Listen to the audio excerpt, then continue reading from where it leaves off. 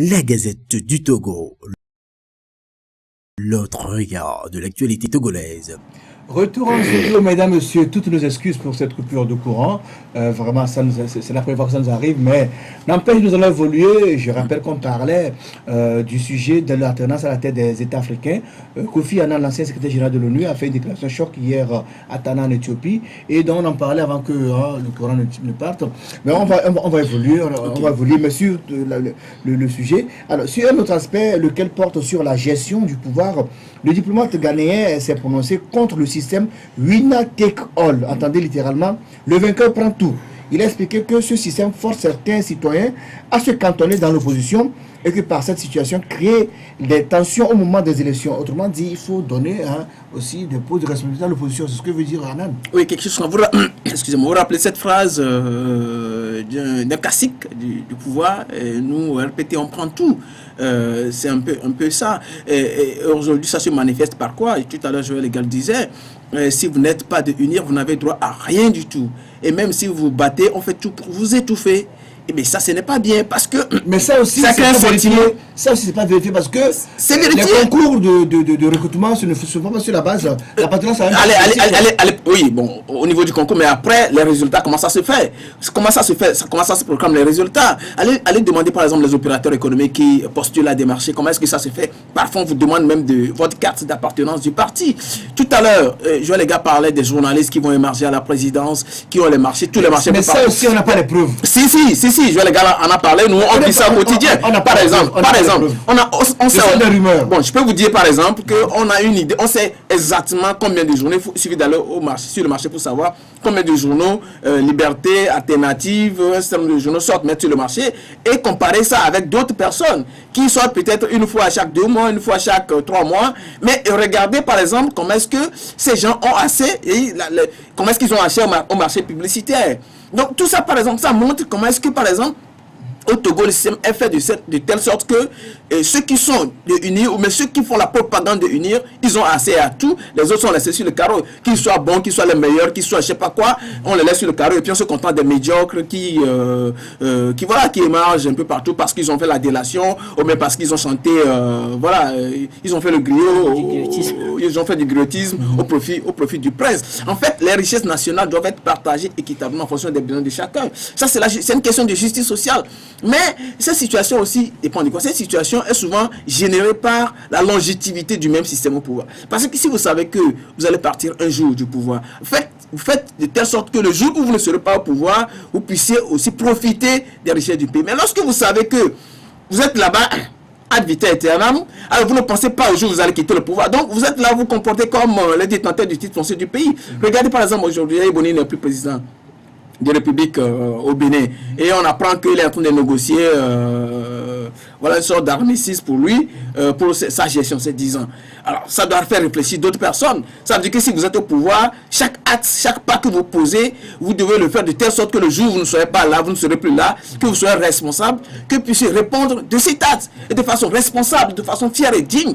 Mais lorsque vous posez des actes de façon comme ça, désinvolte, sans se soucier des conséquences de ces actes, vous avez peur de quitter le pouvoir parce que vous dites que le jour où vous allez vous quitter, vous allez être interpellé sur ces actes. Et donc c'est une question de justice sociale, c'est pour la justice sociale que plaide Kofi Annan, et ça doit interpeller les autres présidents. Et surtout au Togo aussi, ça doit interpeller ceux qui sont aujourd'hui au pouvoir. Je regarde, Kofi Annan dit qu'il est contre le système winner take all.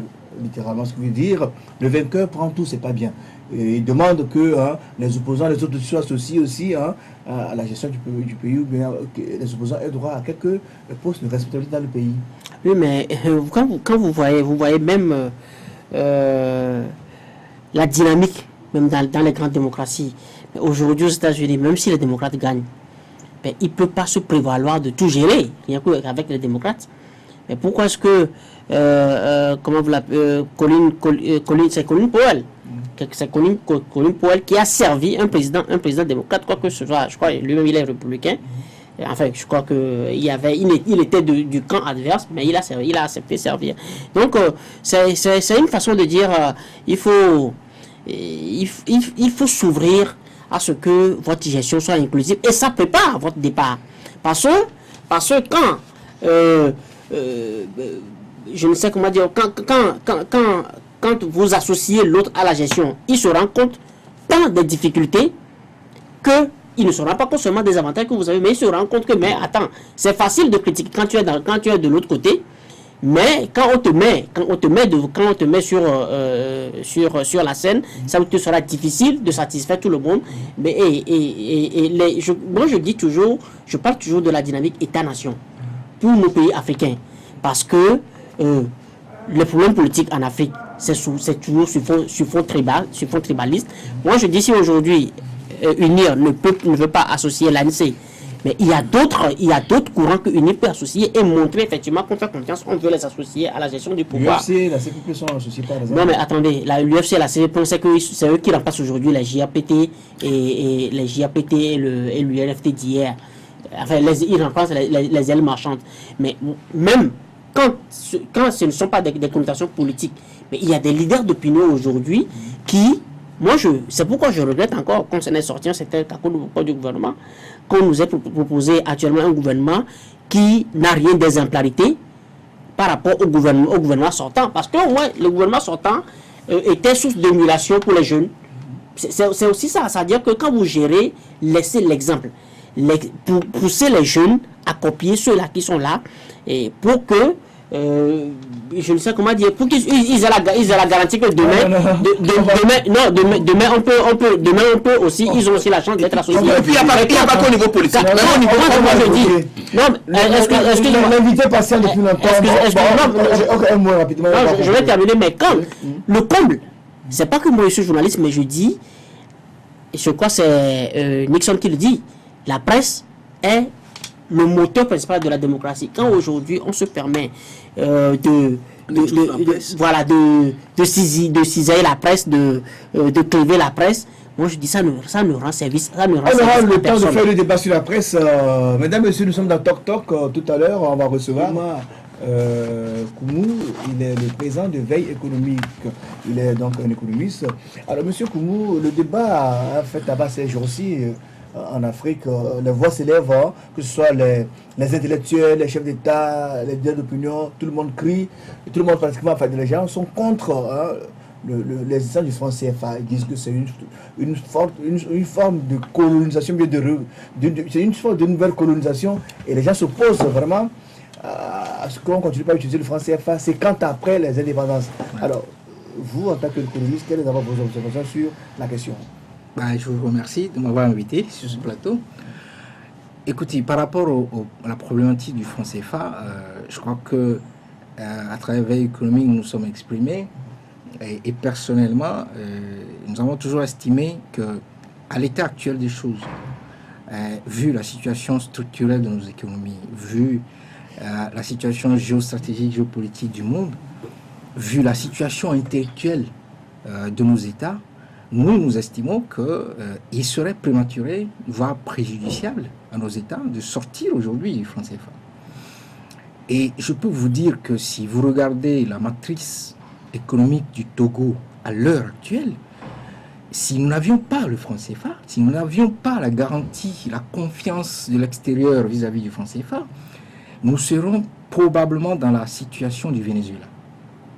En ce sens que nous serons obligés de dévaluer notre monnaie.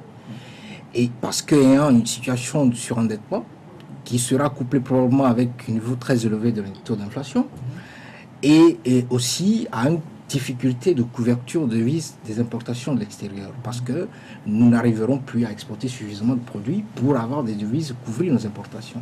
C'est ce qui se passe aujourd'hui au Venezuela. Et le risque, c'est que les gens sont obligés de faire une queue pour aller acheter dans un supermarché.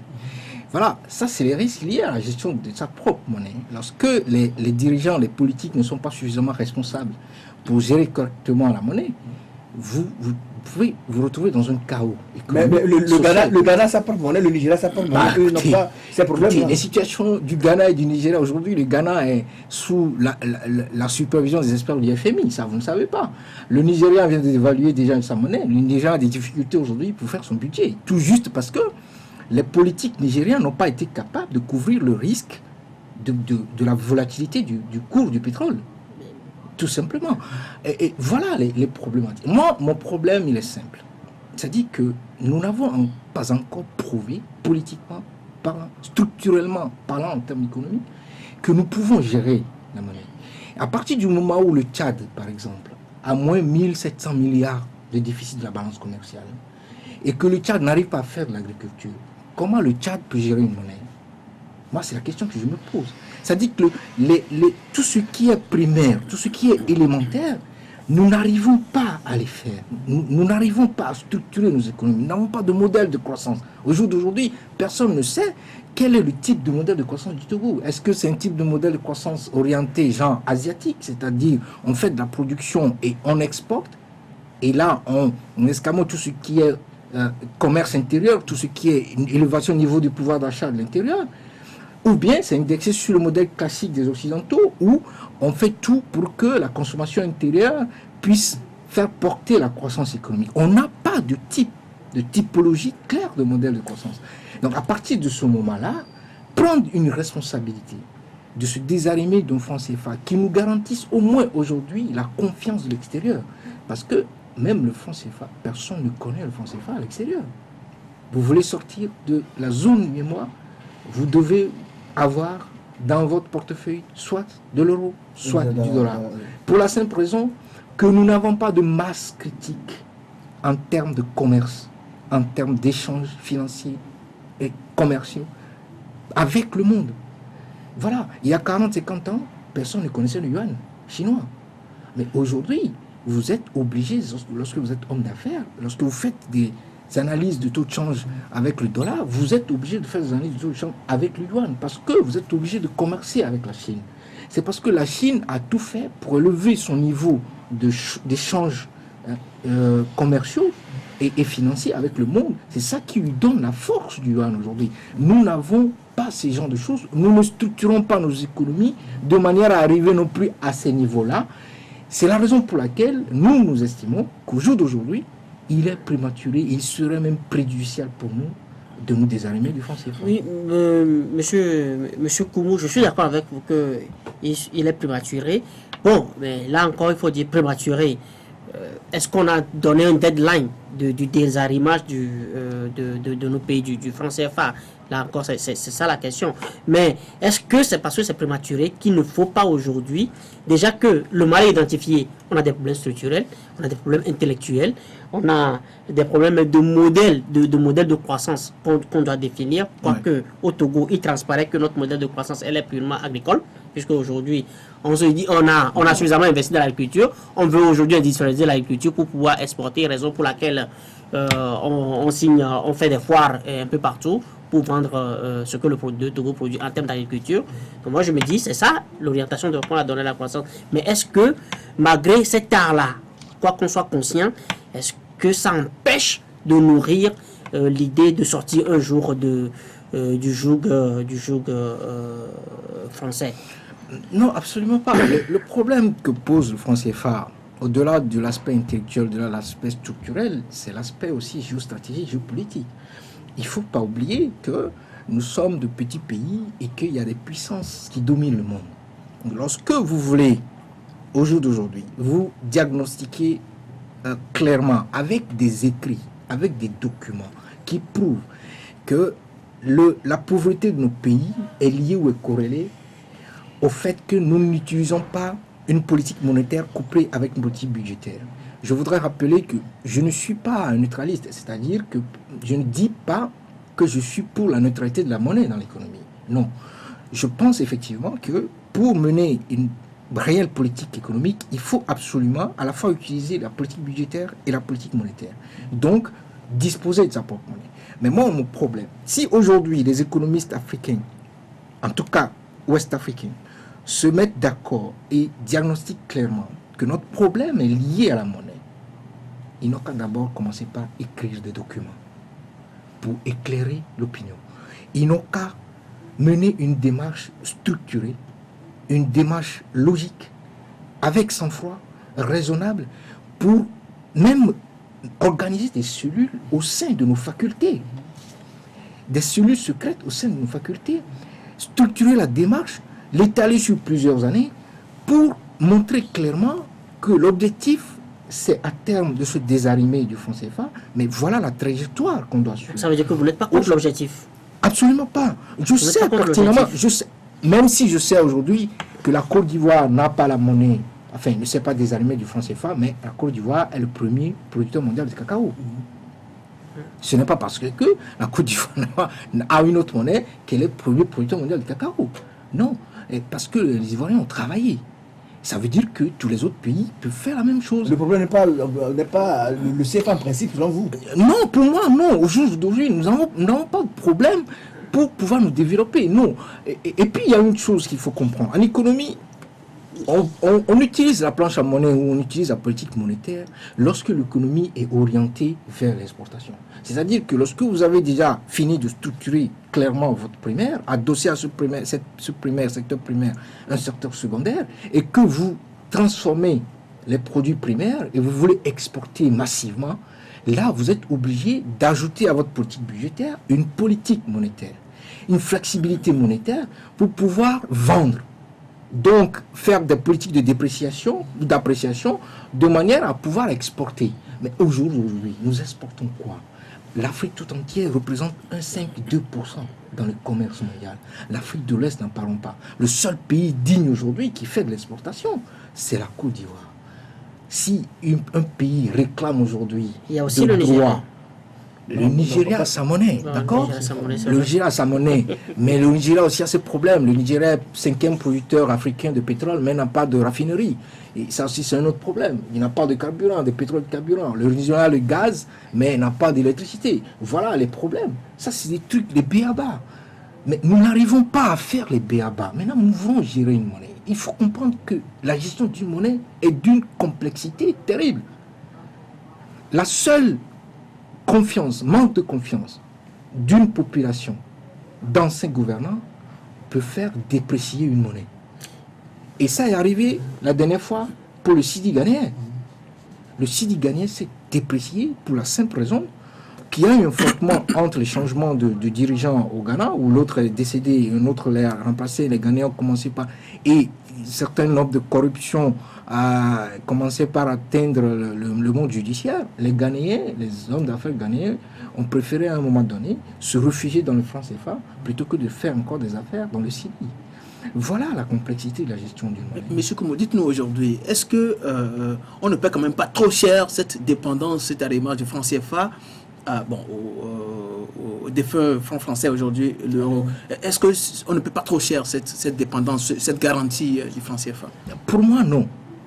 Au jour d'aujourd'hui, non. Pour la simple raison que ce que nous versons, si on peut s'exprimer ainsi, par l'exploitation de matières premières, qui doit absolument servir de garantie auprès de la Banque de France, 25% du montant des exportations que nous versons pour les garanties de notre monnaie, pour moi, est infime par rapport à la protection des chocs conjoncturels et structurels mondiaux auxquels nous sommes confrontés aujourd'hui. Je l'ai dit en débutant l'émission, que si nous n'avions pas le franc CFA, toute la zone UEMOA aujourd'hui serait portée probablement vers une dévaluation de cette monnaie-là. Si c'était éco, écu, comme on les appelle.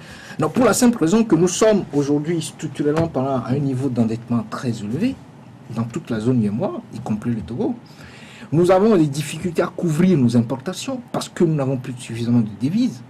Pour la simple raison que nous n'exportons pas suffisamment. Parce qu'il faut comprendre que lorsque vous êtes homme d'affaires togolais et que vous voulez importer des produits, il faut que vos fournisseurs soient payés en devises. Et cette devise, la contrepartie se fait par les banques qui sont partenaires de nos banques qui sont ici. C'est l'une des raisons d'ailleurs pour lesquelles le FMI exige aujourd'hui que toutes nos banques sur la place financière togolaise soient recapitalisées. Parce que nous n'avons plus suffisamment de devises pour couvrir nos importations. Donc il y a ce risque qui pèse aujourd'hui sur la zone UEMOA. Et ça, c'est parce que nous n'avons pas su mener des politiques budgétaires avec le creusement de nos déficits, indexer ces déficits sur des investissements à productivité directe permettant de faire rentrer des devises. C'est pour ça qu'aujourd'hui nous souffrons. Donc pour moi, le franc CFA aujourd'hui, avec le chaos politique que nous avons dans nos pays, avec les risques qui pèsent sur nos pays, socialement parlant, politiquement parlant, avec le manque de structure de nos économies, je pense que le franc CFA, pour aujourd'hui, nous protège mieux que si nous avions notre propre monnaie. Le président tchadien Idriss Déby disait, tout récemment, face à la coopération monétaire avec la France, il y a des clauses qui sont dépassées. Les clauses, il faut les revoir dans l'intérêt de l'Afrique et dans l'intérêt aussi de la France. Le moment est venu pour couper un cordon qui empêche l'Afrique de décoller. Pour lui, le CFA nous empêche de décoller. Bon, écoutez, est-ce qu'il parle du renouvellement des clauses tout en gardant le franc CFA, ou il parle de couper le cordon ombilical, c'est-à-dire se désarmer totalement du franc CFA? Il demande de couper carrément le cordon qui empêche l'Afrique de décoller. Monsieur Idriss Déby, mon problème avec monsieur Idriss Déby a un territoire aussi vaste que l'Égypte. L'Égypte est deuxième en matière de production agricole, alors que l'Égypte n'a que 3,5 millions d'hectares de terres cultivables. Le Togo en a 4,5, je rappelle, en passant. L'Égypte n'en a que 3,5.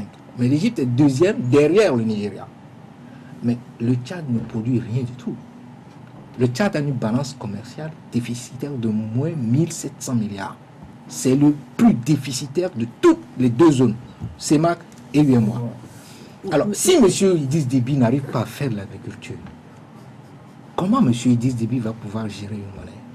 Ça veut dire que nous parlons de la gestion de la monnaie. Avant que nous le continuions, mais attendez, mais quand Idriss Déby indexe un cordon, c'est ça, c'est le cordon. Il dit qu'il veut couper le cordon. Voilà, il veut couper le cordon, mais attendez, quand le pétrole tchadien, c'est les Français qui doivent fixer le prix du pétrole tchadien sur le marché, c'est eux qui vendent en fait. Ah bon? Mais comment est-ce que vous trouvez que le gars soit à l'aise, il puisse d'abord faire les recettes nécessaires sur son pétrole pour pouvoir maintenant venir investir dans le... Et puis, avant que l'économiste ne réponde,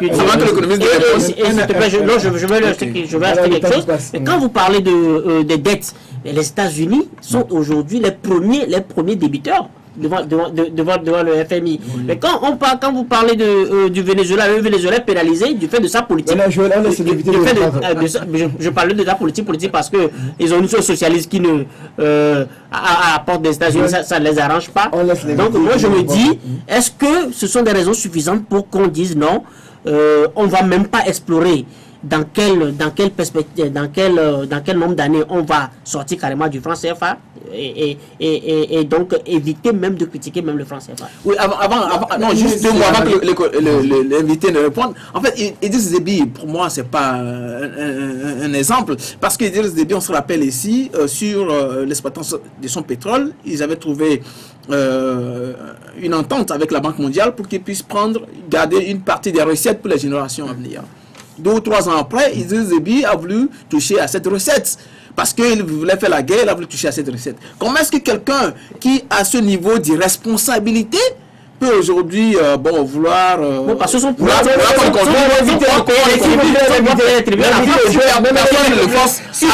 laisser fixer le prix de son pétrole par la France. Je vais répondre à M. Kounou rapidement. Je dirais, il faut en Afrique qu'on arrête de jeter la pierre. Il ne faut pas tout le temps jeter la pierre, dire que la France a fait ci, les États-Unis ont fait ça, telle puissance a fait ci.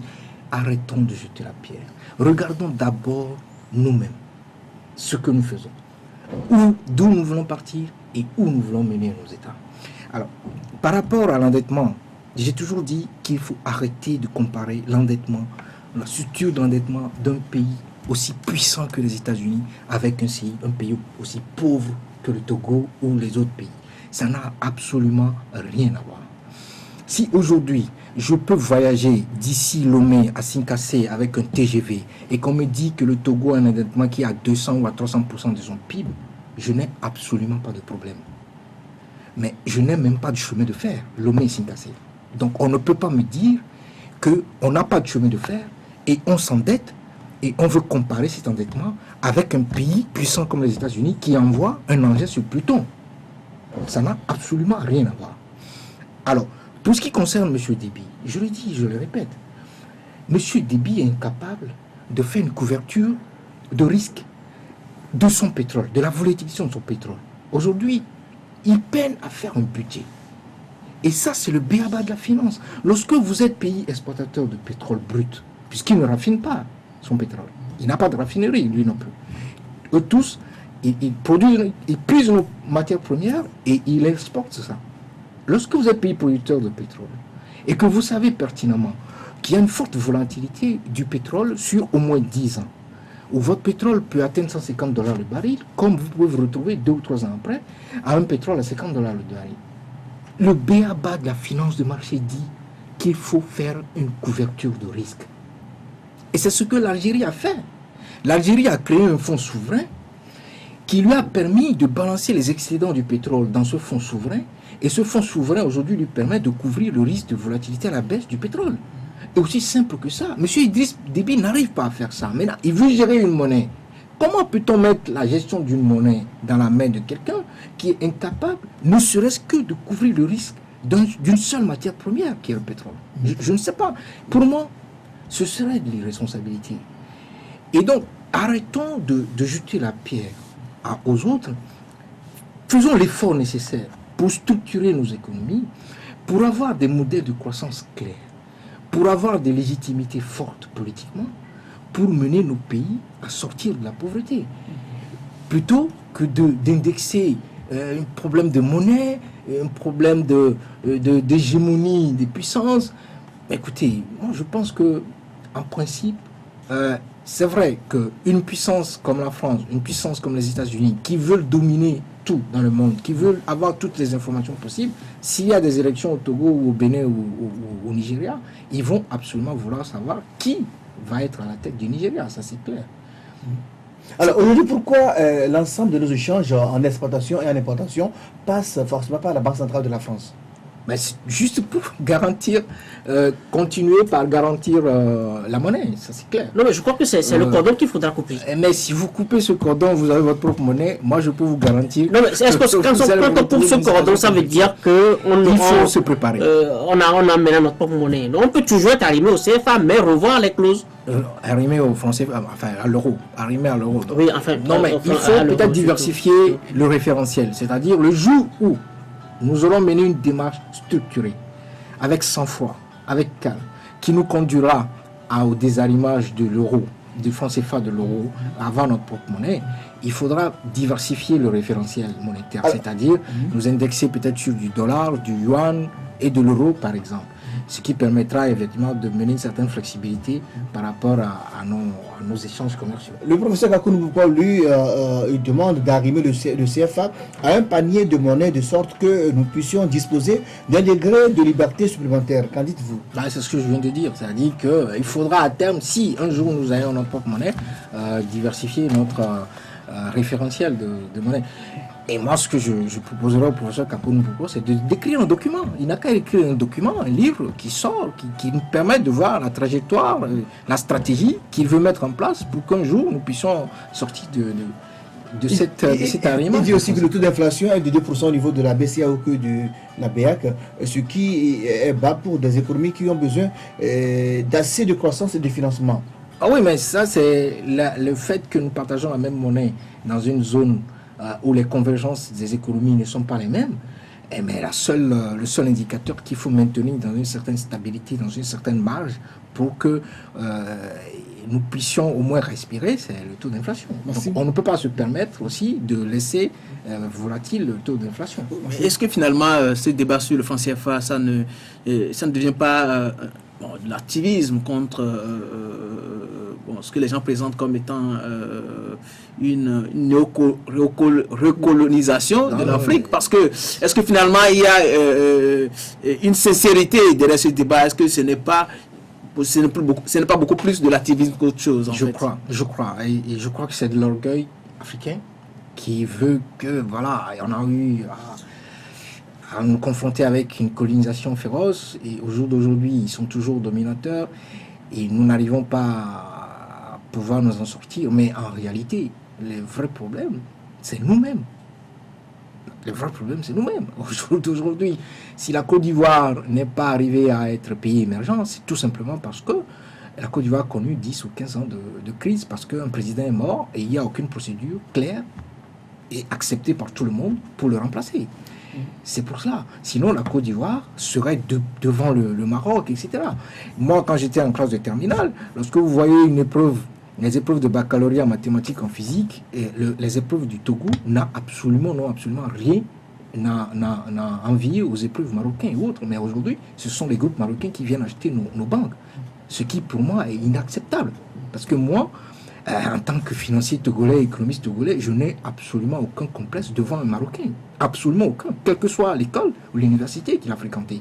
Mais aujourd'hui, nous avons refusé de bosser, de travailler, de structurer nos économies. Et aujourd'hui, ce sont des banques marocaines qui viennent racheter nos banques. C'est une honte pour nous. Monsieur Koumou, peut-être une dernière question avant de clôturer l'émission. Alors, le franc CFA, on a la zone BR, on a la zone BCAO. Oui. Si vous avez le CFA du Togo, que vous allez en Afrique centrale, Oui. et pour pouvoir faire des échanges, c'est compliqué. Alors, pourquoi ne pas avoir le même franc CFA dans les deux zones que de vouloir scinder? Parce que vous ramenez le CFA de l'Afrique centrale au Togo, personne n'en veut. Et il faut le payer avant de faire des échanges. Oui. Le problème est simple. Les deux zones sont trop vastes. Et lorsque la Banque de France voulait mettre en place la monnaie franc CFA, il ne pouvait pas prendre le risque de mettre ensemble les deux zones. C'est juste un problème de structuration. Et pour la simple raison que si vous rassemblez les deux zones ensemble, vous avez des divergences culturelles, je dirais, très élevées qui font en sorte que mieux vaut gérer la CEMAC à part et la CEDEAO à part. L'une des raisons fondamentales, c'est par exemple la CEDEAO et la CEMAC. Vous allez en Europe, tout le monde vous dit, tous les experts vous disent que l'organisation la plus structurée et le plus fonctionnelle en Afrique, c'est la CEDEAO. La CEMAC n'a jamais fonctionné. Jamais. Pourquoi ne pas fondre les deux monnaies aussi? Justement, c'est ce que je vous explique. C'est trop vaste. C'est trop vaste et je dirais la régulation serait compliquée à faire si on mettait les deux zones ensemble. Et qu'est-ce que ça pose comme problème en réalité? Parce que moi, ce que je veux, c'est que les gens mènent des études claires avec des raisonnements mathématiques.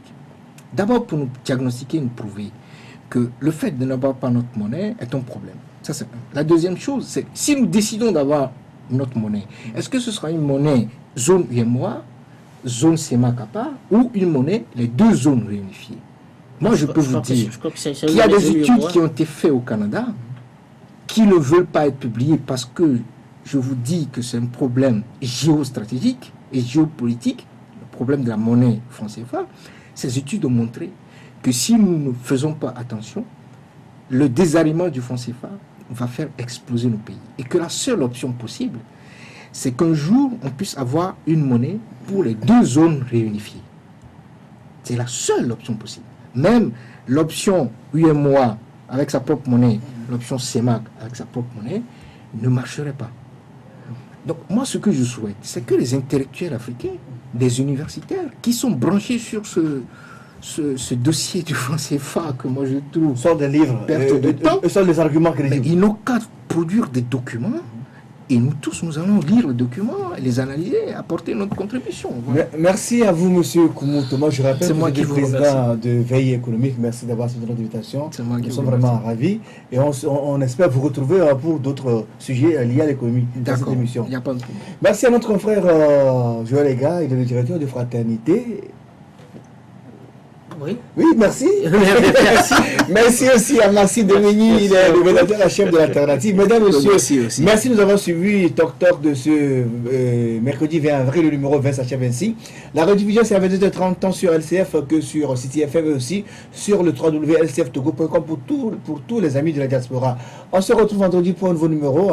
Vraiment, toutes nos excuses pour le désagrément lié à la coupure du courant. Et on se retrouve très bientôt pour d'autres informations. La Gazette du Togo. L'autre regard de l'actualité togolaise. Rejoignez-nous sur le www.lagazettedutogo.com ou encore sur nos comptes Twitter, Facebook et YouTube. Pour nous soutenir, merci de nous contacter à l'adresse suivante: contact@lagazettedutogo.com.